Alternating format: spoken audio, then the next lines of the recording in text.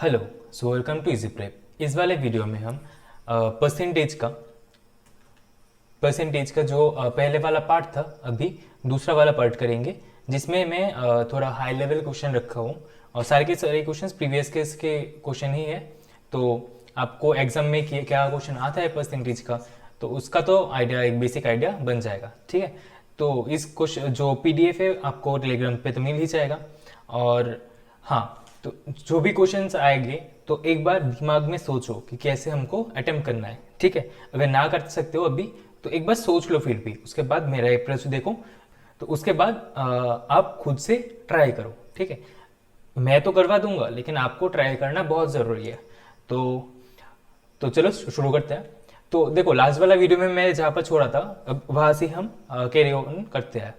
तो जो मैंने परसेंटेज वृद्धि और कंजम्पशन के बेस क्वेश्चन कराए थे, वो बहुत इंपॉर्टेंट पार्ट है, तो प्लीज़ जाके एक बार देख लेना अगर नहीं देखा हो तो। और हाँ, अभी उसके ही बाद वाला पोर्शन हम अभी करेंगे। तो जैसे कि समझो कि आप कोई दुकान पे गए हो। ठीक है, मान लो कि आप पेंटालून्स पे या कोई जो ट्रेंड्स है, रिलायंस ट्रेंड्स है, उसमें आप गए हो। तो उन्होंने बोला आपको, जो मार्केट जो सेल्समैन है, कि आपको ट्रेंड्स में 40% और 20% का डिस्काउंट मिलेगा, या फिर आपको 55% का डिस्काउंट मिल जाएगा। तो आप इन दोनों में से कौन सा चूज करोगे? याद रखना, पहले बोला गया 60% नहीं बोला गया है, यहाँ पर बोला गया है कि आपको 40% डिस्काउंट मिलेगा, उसके बाद 20% डिस्काउंट मिल जाएगा। ठीक है, अलग चीज़ है। 60% डिस्काउंट देना एक चीज़ है, तो उन्होंने बोल देगा, तो वो बोल देंगे कि 60% का डिस्काउंट है। लेकिन यहाँ पर क्या इंक्लूड किया है उन्होंने? यहाँ पर बोला है कि 40% का डिस्काउंट और उसके बाद 20% का डिस्काउंट। समझ में आ गया डिफरेंस? अब आप कौन सा लोगे? 55% का लोगे या फिर इस वाले ऑप्शन को लोगे? तो मैं कैलकुलेशन करके आपको दिखा देता हूँ आपको कौन सा वाला लेना है। ठीक है, तो मान लो जो चीज़ आपने लेने गए उसका जो दाम है वो 100 रुपये है। सही है, 100 रुपये। अब देखो, अगर 55% का आपको डिस्काउंट मिल जाता है, मतलब 100 में से 55 रुपये आपको कम मिलेगा। मान लो आपके पास 100 रुपये है, उसके बाद 55% डिस्काउंट है ना, तो आपको ऑब्वियसली 55 रुपीज़ का कम मिलेगा। मतलब आप कितने रुपए पे खरीदोगे? आप खरीदोगे 45 रुपीज़ पे। ये बात आपने समझ लिया? ये बात अपने को क्लियर हो गया कि 55% के लिए आपको 45 रुपीज़ देना होगा, अगर जो चीज़ है उनका दाम 100 रुपये। ठीक, अब देखो, अगर फिर से आप बताओ कि 100 रुपये ही है, वो चीज़ का दाम 100 रुपये है। अब हमें क्या बोला था दूसरा ऑप्शन में कि 40% का डिस्काउंट मिलेगा। तो 100 में से 40% डिस्काउंट मतलब कितना कितना डिस्काउंट होगा? तो आप बोलोगे कितना? 60 रुपये होगा। हाँ, 60 रुपये होगा। अगर 40% का डिस्काउंट देने के बाद आपको 60 रुपीज़ पे करना है। अब बोला गया है कि 60 रुपीज़ का भी आपको 20% डिस्काउंट मिल जाएगा। तो 60 रुपीज़ का 20% कितना बनता है? 60 का 20% निकालना है। अब एक तो हम ऐसे कर सकते हैं कि मैंने पिछले वाले वीडियो में ये दिखाया था, परसेंटेज हो और दो शून्य हो तो उन्हें डायरेक्टली एलिमिनेट कर सकते हो। मतलब आपको 12 रुपये का डिस्काउंट मिलेगा, तो 60 रुपये से भी 12 रुपये कम, मतलब 48 रुपीज़ होगा। मतलब आपको कितना रुपीज़ पे करना होगा? 48 रुपीज़। तो देख रहे हो ये चीज़, पहले आपको 45 रुपीज़ पे खरीदना होता अगर 55% डायरेक्टली आप लेते, और अगर ऐसे ब्रेक करके देता तो आपको कितने रुपीस देने पड़ते? 48। मतलब इसमें ज़्यादा देना होता। तो इसे हम आसानी से कैसे कैलकुलेट करेंगे, ये सोचो पहले। तो इसके लिए एक फॉर्मूला है, तो फॉर्मूला को लिख लो। तो फॉर्मूला ये होता है कि x plus y plus x y by 100 इसका परसेंटेज। बहुत काम का चीज़ है, मैं बता रहा हूँ आपको। ये क्वेश्चन आते ही, ऐसे क्वेश्चन आते ही है कि मान लो कोई भी चीज़ है, उसका मार्कअप ऐसा प्राइस है,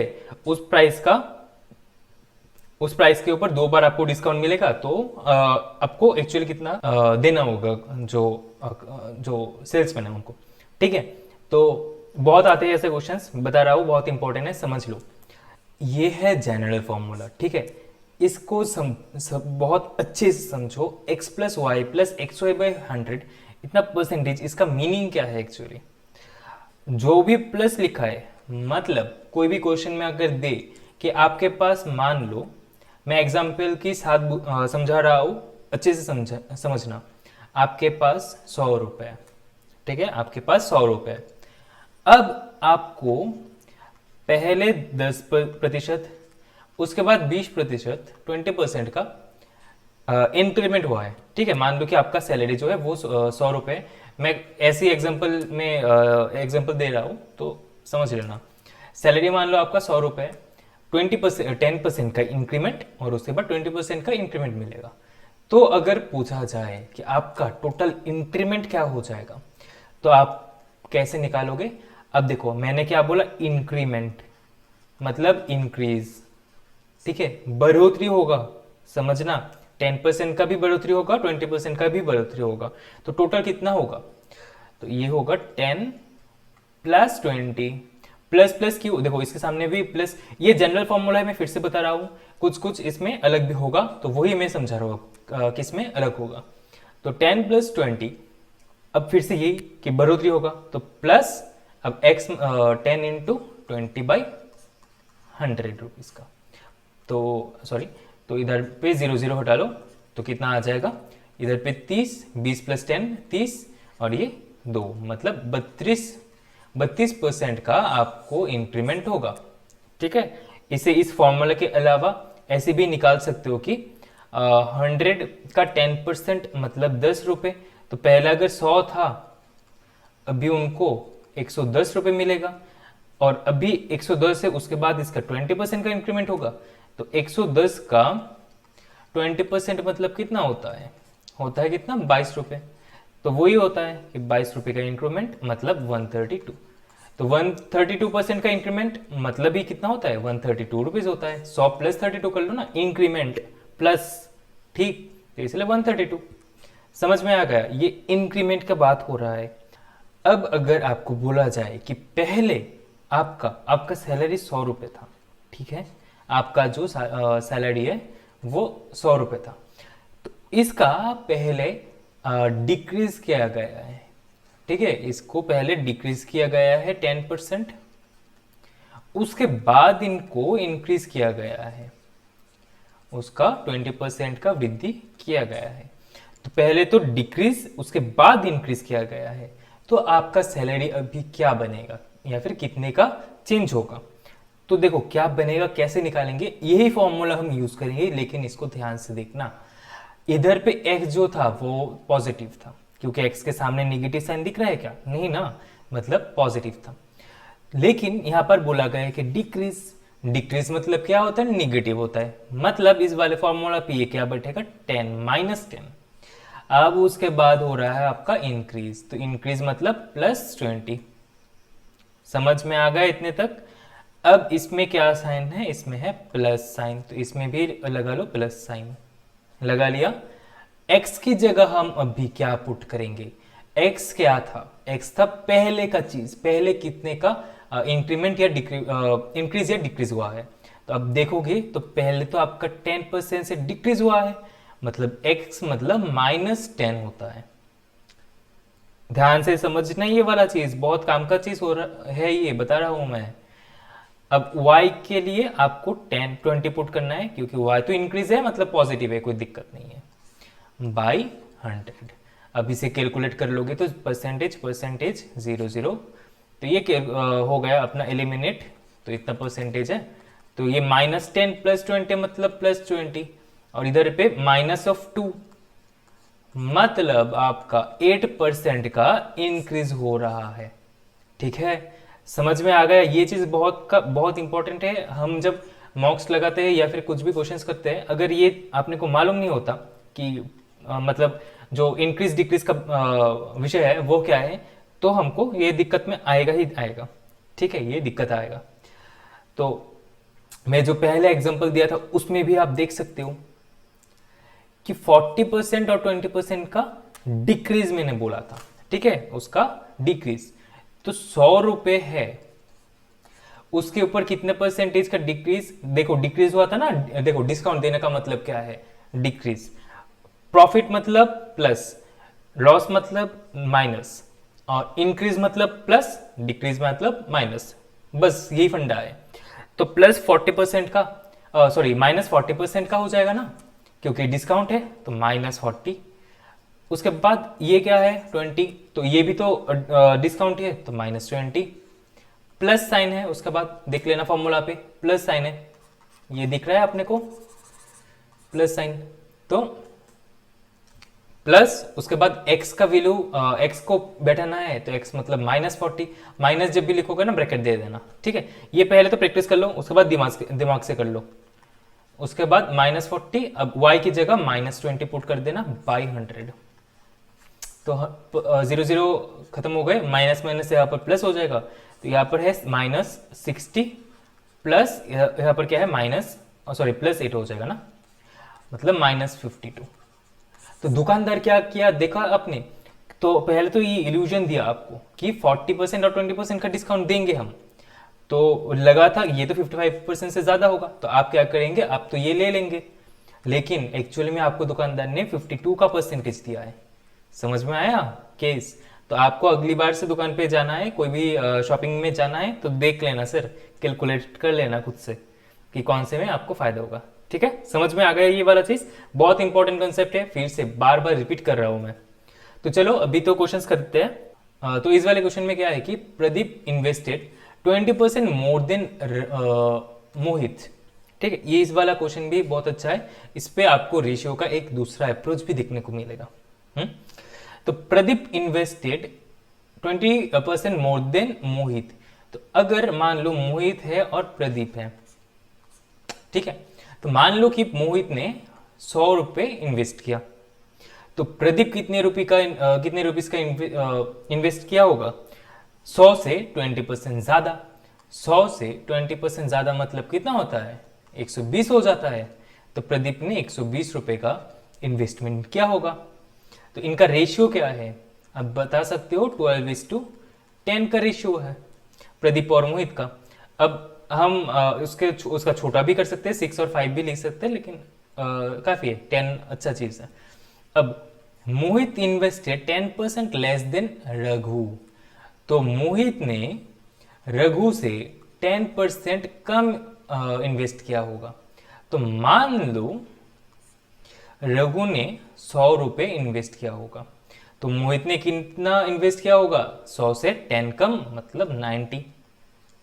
समझ में आ गया, मतलब मोहित और रघु का जो इन्वेस्टमेंट का रेशियो है वो क्या है, 9:10। इतने तक समझ में आ गया? आ जाए तो अब भी ध्यान से देखो एक बार, नहीं आए तो एक बार रिपीट कर लो मैंने क्या बोला है, तो अभी ध्यान से देखना।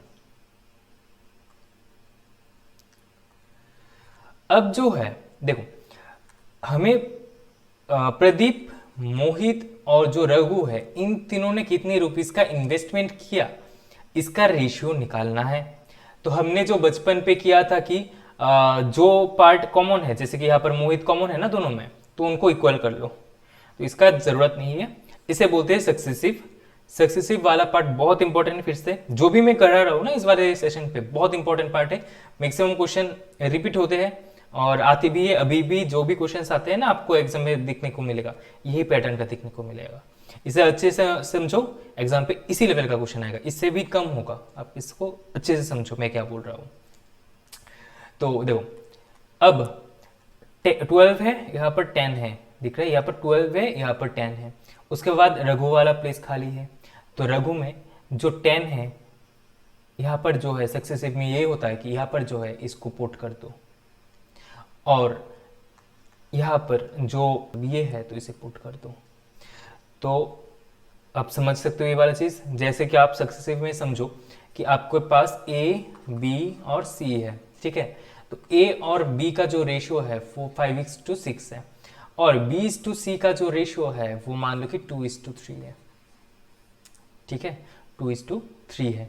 तो हमें क्या करना है, पहले तो यहाँ पर जो है इस वाला प्लेस पे कौन क्या बैठा सकते हो, ये जो है इसका जो भी आगे या पीछे जो भी प्लेस खाली है, तो जैसे देख सकते हो कि बी का प्लेस खाली है, मतलब बी का प्लेस है, बी कितने हैं 6 है, तो सी की जगह सी के अंडर पे 6 पुट कर दो, और एक ये जगह एक के नीचे यहाँ पर खाली है, यहाँ पर 2 को पुट कर देना बस। तो इन दोनों का आपको रेशियो मिल जाएगा, दैट इज 10:12:18 या फिर 5:6:9।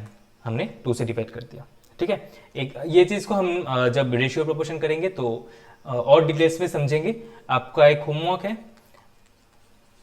आपके पास एबीसी है जिनका ए और बी का रेशियो मान लो कि 1:5 है, और बी और सी का जो रेशियो है वो मान लो कि 3:4 है। तो आपको निकालना है A:B:C, ठीक है, इसको निकालना है। तो मुझे बता देना कि इसका वैल्यू मतलब उनका तीनों का रेशियो क्या आया, ठीक है। तो अब देखो इसमें तो उनका रेशियो अभी क्या हो जाएगा, फिर हमें क्या करना है, नीचे नीचे जिनका लिखा है उसे मल्टीप्लाई कर देना है, मतलब 12 इंटू 9 कर देना है, वो कि 108 हो जाएगा। फिर 9 इंटू 10 कर देना है यहाँ पर, तो ये कितना बन जाएगा 90 बन जाएगा, और 10 इंटू 10 कर देना है यहाँ पर, मतलब 100 बन जाएगा। तो प्रदीप, मोहित और जो रघु है उनका रेशियो क्या है 108:90:100, ठीक है। तो अब देखो क्या बोला है कि if the total sum of their investment is 17880, then how much amount did Raghu invest. तो इसमें क्या कर सकते हो, देखो मान लो कि प्रदीप ने 100x इन्वेस्ट किया, मोहित आपको ऐसे करने का जरूरत नहीं है, आपने बस प्लस कर देना है, मैं समझा रहा हूं आपको। मान लो प्रदीप ने 100x इन्वेस्ट किया, मोहित ने 90x और रघु ने 100x इन्वेस्ट किया। तो इन तीनों ने टोटल कितने इन्वेस्ट किया होगा 108x plus 90x plus 100x, मतलब 298x ये इन्वेस्ट कर दिया इन तीनों ने मिलके टोटल। अब बोला गया है कि देखो कि उनका जो टोटल सम है इन्वेस्टमेंट का वो कितना है 17880, तो 17880 बराबर कितना हो जाएगा 298x। समझ में आ गया। तो हमें बोला गया कि how much amount did Raghu invest, तो रघु ने कितना इन्वेस्ट किया देख सकते हो कि 100x, तो हमें निकालना है 100x का। तो x का वैल्यू कितना आ जाएगा यहाँ से 17880 बाई 298, और तो 100x का वैल्यू कितना आ जाएगा 17880 इंटू 100 बाई 298, ठीक है।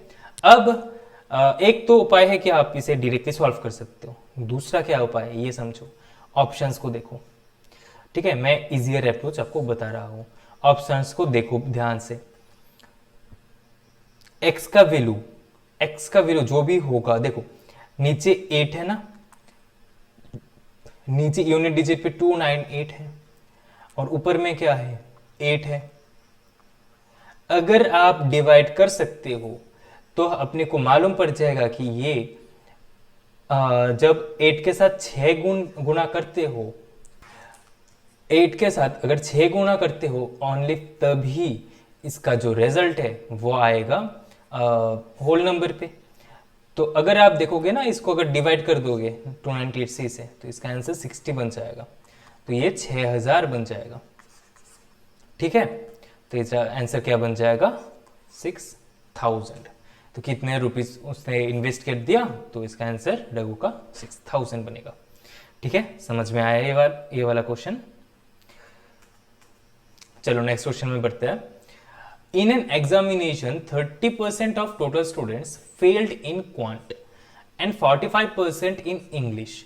तो एक बात समझो ध्यान से, जब भी ऐसा क्वेश्चन होगा ना आप वेन डायग्राम ड्रॉ कर सकते हो। एक तो दिमाग में सोचने वाले क्वेश्चन सही है, ठीक है, मतलब पेन पेपर वाला क्वेश्चन है ही नहीं है। एक आप ध्यान से सोच सकते हो, या फिर भी आप बिगिनर हो या फिर आपने क्वांट थोड़ा सा वीक है तो फिर ऐसे कर सकते हो मेरा वाला अप्रोच से। तो 30% of the students failed in quant, तो एक तो सब्जेक्ट है क्वांट है, दूसरा सब्जेक्ट है आपका इंग्लिश। तो 30% ने फेल कर दिया, तो कितने परसेंट ने पास किया होगा, कितने परसेंट ने पास किया होगा, आप बताओगे कि 70% ने पास किया होगा। और ये 70% में ऑलरेडी ये पार्ट तो है ही है, ये वाला पार्ट भी इंक्लूडेड है। अब 45% ने इंग्लिश में फेल कर दिया, तो इंग्लिश में पास कितना परसेंट कर रहा होगा? 55%। 100 में से 45 ने फेल कर लिया होगा, तो 55% ने पास किया होगा। And 20% failed in both. अब इसका मतलब क्या होता है ये समझो। मान लो ये जो बॉक्स है ये टोटल है, ठीक है, ये टोटल है। तो टोटल कितना होता है मैंने पहले बताया था, ये होता है 100%, जितने भी टोटल स्टूडेंट है एग्जाम दिए हैं। तो बोला गया है कि 20% ने कोई भी दोनों का दोनों एग्जाम में से किसी को भी क्रैक नहीं किया होगा, पास नहीं किया होगा।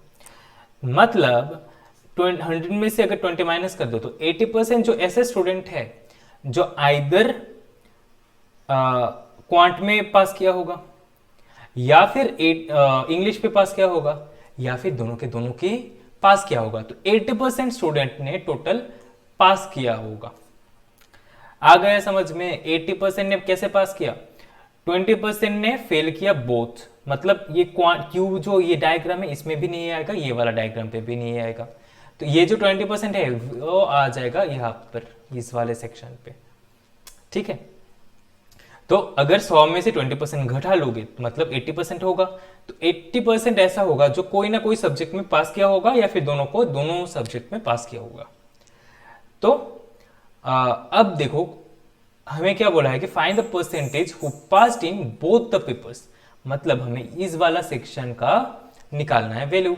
तो हमने जब दो फॉर्मूला इसमें यूज कर सकते हो। एक तो हम जब बचपन पे किए थे कि ए यूनियन बी जब होता है तो वो क्या होता है, A plus B minus A intersection B. अभी पहले मैं इसे समझा देता हूं, थोड़ा सा पेशेंस रखो। तो ए यूनियन बी मतलब जितने भी टोटल है, ठीक है, यहाँ पर मतलब क्यू ई और ई के बीच में है, तो वो कितना है आपका 80। अब ए का वैल्यू कितना है, ए मतलब क्यू का वैल्यू दैट इज 70 और बी कितना है 55 minus A intersection B. A union B, अच्छा देखो इसमें ही समझ लो,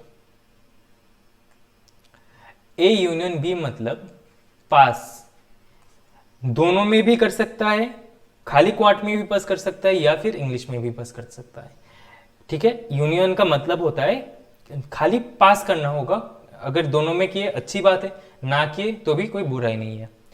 यहां पर ए मतलब है क्वांट, बी मतलब है खाली जो इंग्लिश पे, और ए इंटरसेक्शन बी इसका मतलब है दोनों में पास किया होगा, ठीक है। हमें ए इंटरसेक्शन बी निकालना है, तो इसका वैल्यू क्या आ जाएगा, इसको लेफ्ट हैंड साइड में ए इंटरसेक्शन बी को लेफ्ट हैंड साइड में भेज दो, और तो इसमें क्या हो जाएगा, ये 125 माइनस 80 जो कितना हो जाएगा 45। तो ए इंटरसेक्शन बी का आंसर क्या बन जाएगा फिर 45%। ऑप्शन में देखोगे तो ऑप्शन ये वाला सही है, सही है। समझ में आना चाहिए आपको ये वाला क्वेश्चंस। आपको अगर नहीं समझ में आ रहा है तो आप एक बार प्लीज रिपीट करके देख लो, ठीक है। चलो इस वाले क्वेश्चन को करते हैं अभी। देखो एक चीज देखो कि ये वाला जो वीडियो है ये आपका बेसिक लेवल का तो वीडियो नहीं है, तो इसके लिए तो पहले तो फर्स्ट पार्ट वाला देख लो। अगर समझ में दिक्कत हो रहा होगा तो पहले वाला अगर वीडियो देखोगे तो ही समझ में आएगा। दिक्कत है फर्स्ट वाला वीडियो में तो पहले मुझे पूछो, उसके बाद ये वाला वीडियो देखो, नहीं तो आपको दिक्कत में आएगा ही आएगा, ठीक है। तो चलो ये वाला क्वेश्चन करते हैं अभी ध्यान से। In order to pass an exam, a student is required to get 342 mark out of the aggregate mark। मतलब ऐसा होता था हम जब एग्जाम में देते थे कि 100 मार्क का पेपर था, उसमें से आप हमें 40 निकालना होता था तो ही हम पास कर सकते थे, नहीं तो हमको फेल बोला जाता था। तो ऐसे क्या बोला गया है कि a student is required to get, यहाँ पर 342 अगर मिले तो ही वो पास करेगा। नेहा, तो नेहा जो है शी गॉट 266 मार्क। देखो 342 मार्क हमें मिलना चाहिए था इसे पास करने के लिए, लेकिन जो नेहा है उसने 266 मार्क्स स्कोर किया है। मान लो कि आपका जो एग्जाम का कट ऑफ था वो 40 था, लेकिन आपने किया स्कोर 30, ठीक है। तो कितने का डिफरेंस आएगा यही निकालना है, तो ये है 10 का। तो यहाँ पर भी आप डिफरेंस निकाल लो कि कितना कम उन्होंने स्कोर किया है एग्जाम के तुलना में। तो इसे कैसे निकालोगे, 342 माइनस करना है 266, तो इसे कैसे निकालते हैं, 42 है और ये ऐसे समझो कि 266 से पहले 300 तक पहुंचने में कितने अंक चाहिए होगा, तो कितना नंबर होगा 34, और 34 से 342 मतलब 42 प्लस करना है फिर से, तो ये कितना हो जाएगा 76 हो जाएगा। मतलब उसको नेहा को पास मार्क्स से 76 मार्क उसने कम स्कोर किया होगा। अब बोला गया है कि वाज डिक्लेयर्ड फेल बाय 8%, मतलब नेहा जो 76 मार्क कम मिला ये बराबर क्या होगा, ये बराबर होगा 8%। ये बात समझ में आया। देखो फिर से पढ़ लो question line, Neha got 266 mark and was declared failed by 8%, मतलब वो जो ये 76 मार्क्स स्कोर नहीं किया होगा तो वो 8% के बराबर हो जाएगा। तो हमें क्या बोला है कि what is the minimum mark two is the minimum percentage mark of the examination, ठीक है। मतलब ये जो 342 मार्क है वो कितना परसेंटेज है एक्चुअली, ये हमें पूछा है। तो एक बात देखो, तो अब हमें ये समझ में आ गया कि 76 इक्वल टू 8% है। क्यों है, क्योंकि उसने 76 मार्क्स से पास नहीं किया होगा, और यहां पर बोला गया है कि 8% से पास नहीं किया होगा, मतलब 8% बराबर कितना 76, यहां से 1% बराबर कितना हो जाएगा 76 बराबर बाई 8, ठीक है। या फिर ऐसे ही कर सकते हो कि 76 इक्वल टू 88% है, तो हमें निकालना क्या है, what is the minimum passing percentage.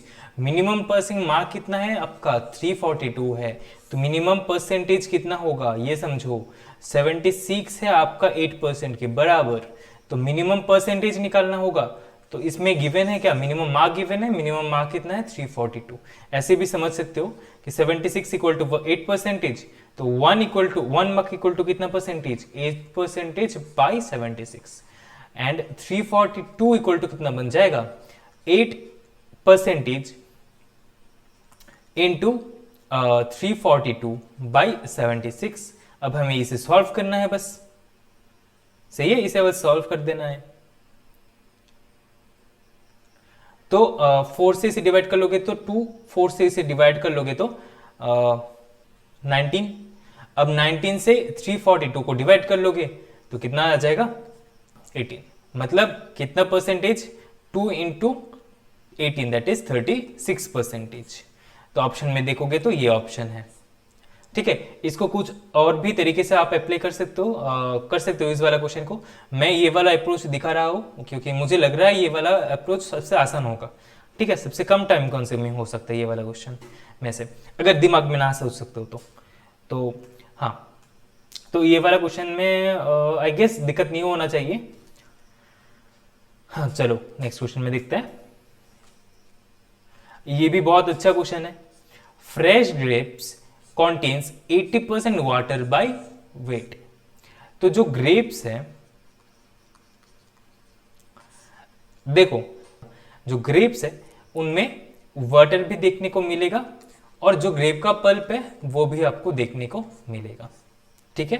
तो यही बोला गया है कि फ्रेश ग्रेप्स, तो फ्रेश जो ग्रेप्स है इसमें 80% वाटर है, तो वाटर का क्वांटिटी कितना है इसमें 80, और पल्प जो है पल्प कितना हो जाएगा 20, टोटल कितना होता है 100%, इसमें 80% तो वाटर है, मतलब 20% हो जाएगा आपका पल्प। मतलब उसका जो ग्रेप्स का, अच्छा ठीक है, तो पल्प और वाटर का जो रेशियो है फ्रेश ग्रेप में वो 20:80 है। तो इसको छोटा कर सकते हो, तो से 1 ये 4, मतलब 1:4 है फ्रेश ग्रेप में, ठीक है 1:4 है। अब whereas dried grapes contain 15% water by weight. अब जो ड्राइड ग्रेप है, जो ड्राइड है ठीक है, मतलब जो किशमिश बोलते हैं उसे भी बोल सकते हो। तो उसमें देख सकते हो स्वाभाविक है कि ग्रेप में तो वाटर देख सकते हो ना, उसमें फूला फूला होता है ग्रेप्स, और उसके बाद जो किशमिश होता है वो सूखा सूखा होता है। तो इसमें बोला गया है कि जो ड्राइड ग्रेप्स है उसमें जो पल्प और वाटर है, ठीक है, तो वाटर कितना है 15% है, तो पल्प कितना हो जाएगा 85% पल्प हो जाएगा। तो एक बात देख सकते हो, इसमें आपका रेशियो कितना बन जाएगा, 5 से डिवाइड कर सकते हो, तो ये 17 हो जाएगा, ये 3 हो जाएगा, ठीक है। तो ड्राइड ग्रेप में 17:3 का रेशियो है। अब क्वेश्चन में क्या पूछा है कि how many KG of dried grapes can be obtained from 3.4 KG of grapes. ठीक है, एक बात समझो, जो फ्रेश ग्रेप है उस पे वाटर जो है वो ज्यादा होता है, पल्प जो है वो कम होता है। हाँ, अब इसमें अगर देखोगे तो इसमें पल्प है 1 और जो वाटर है वो है 4, लेकिन जब वो ग्रेप ही आप सुखा दोगे, ड्राइड बना दोगे, तब आप बोल सकते हो पल्प पहले जो था अब भी वही का वही रहेगा, लेकिन जो वाटर है वो घट जाएगा। पल्प तो हमने नहीं निकाला ना, तो पल्प वही का वही रह जाएगा। तो इस वाला क्वेश्चन में हमें क्या करना है कि जो पल्प है उसे दोनों में सेम करना है, उसके बाद ही हम आगे बढ़ सकते हैं। तो ड्राइड जो ग्रेप है इसमें पल्प कितना है 17 यूनिट है, तो इसमें भी हमें 17 यूनिट बनाना होगा पल्प को। तो कैसे बनाएंगे, इसमें 17 से मल्टीप्लाई कर दो, तो ये 17 इस टू कितना बन जाएगा 4 इंटू 17 हो, देखो 17 से मल्टीप्लाई कर रहा हूं मैं, तो 4 इंटू 17 मतलब 68।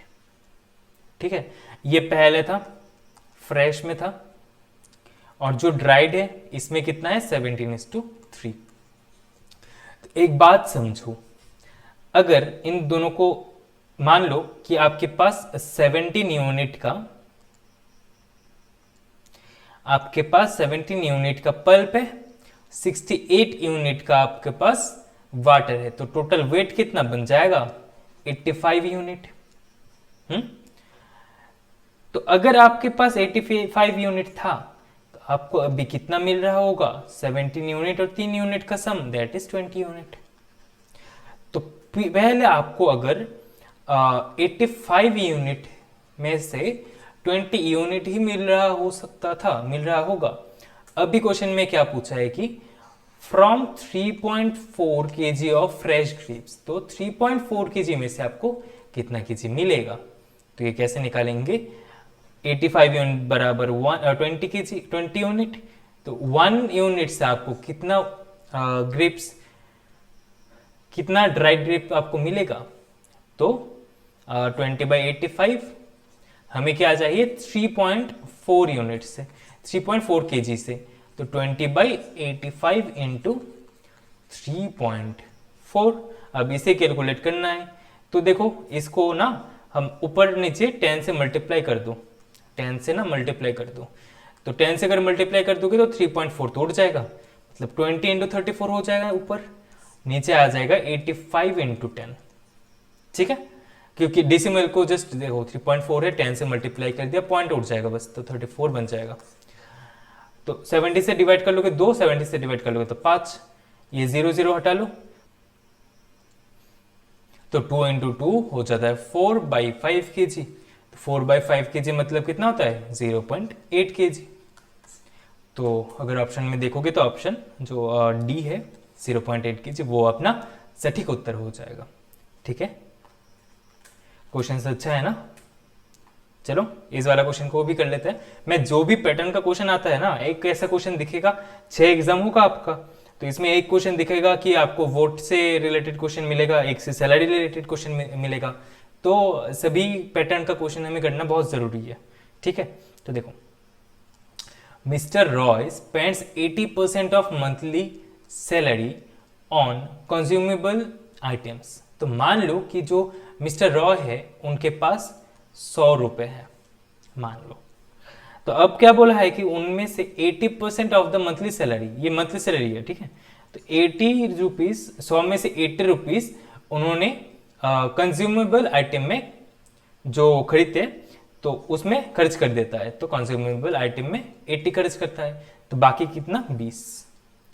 एंड 50% ऑफ द रिमेनिंग, मतलब जो बाकी है, बाकी कितना 20, 20 का 50% मतलब क्या होता है, मैंने बोला था सर 50% मतलब क्या होता है, आधा। तो 20 का आधा कितना होता है 10। तो 20 में से 10 कितने में खर्च करता है, ऑन क्लोथ्स एंड ट्रांसपोर्ट, दिख रहा है ऑन क्लोथ्स एंड ट्रांसपोर्ट, तो क्लोथ्स एंड ट्रांसपोर्ट पे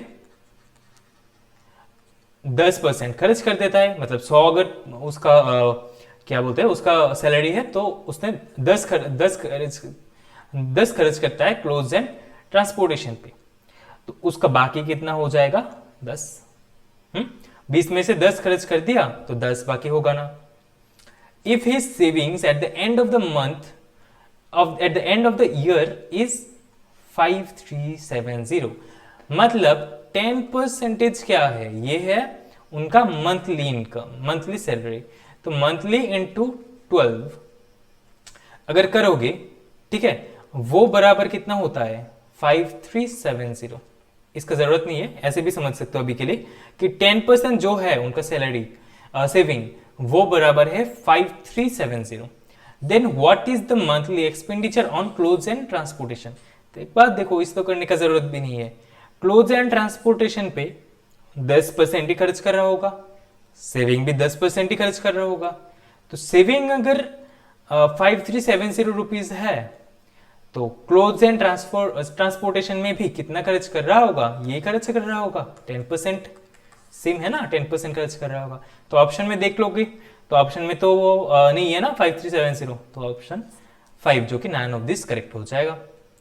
ठीक है, मेरे अप्रोच से समझ लो, उसके बाद खुद से ही आपको ट्राई करना होगा। चलो इतने तक अगर बन चुके हो, अपने साथ हो इस वाले क्वेश्चन तक, तो ज़रूर से लाइक शेयर सब्सक्राइब तो कर देना। कोई भी आपका क्वेरी है मुझे पर्सनली पूछ लेना, ठीक है। टेलीग्राम ग्रुप को आप ज्वाइन कर सकते हो, इजी प्रेप सर्च कर लो, ऐड हो जाओ, मुझसे बातें करो। कोई भी आपको हेल्प लगता हो तो मुझसे पूछ सकते हो, ठीक है। तो ये वाला क्वेश्चन देखो, ABC had x number of female employees इन 1990। तो 1990 पे उनके पास एक्स नंबर ऑफ फीमेल थी, व्हिच इंक्रीज्ड बाय 20% इन 1991। तो मान लो कि 1990 जो था उसमें 100 फीमेल थी, ठीक है। तो इसमें से 20% का वृद्धि हुआ, मतलब कितना हो जाएगा +20, दैट इज 120 हो जाएगा। In 1992 the number of female employees decrease to 80%। तो 1992 पे जो फीमेल्स है वो 80% तक हो गया, मतलब 120 का 80% हो गया।